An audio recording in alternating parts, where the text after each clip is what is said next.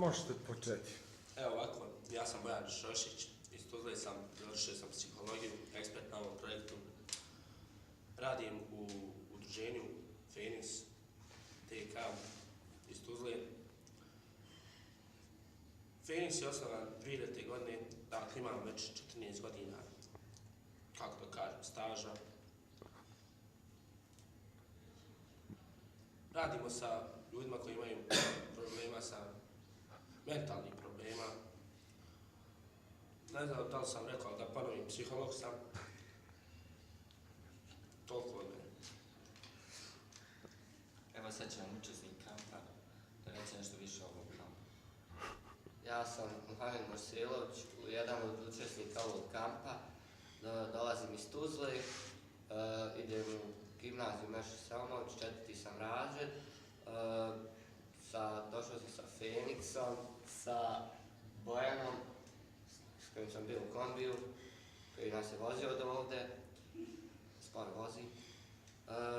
Na ovom kampu, kad smo došli, dočekali su nas fino i... Zašto napolje, niste pred. Napolje. Zatvore vrat. Ja se izvinjam, nastavite se.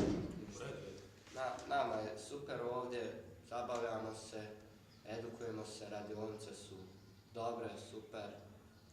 Eto, sad ću zamoliti Snježanu da nam nešto više kaže o čemu god hoće. Ja se zovem Snježana Badrić i projekt menadžer sam na ovom projektu. Meni je veoma drago što su mladi iz Tuzle i iz Valjeva ovdje. A koja je svrha ovog kampa? Pa ovako, udruženje Feniks radi, rekao sam već od 2000. godine, sada je već 14 godina. Svrha ovakvih kampova je da mladi naučimo nečem, znači kako da se susreću sa tim mentalnim, sa ljudima sa mentalnim problemima, kako da im pomogu i tako slično. Dobro.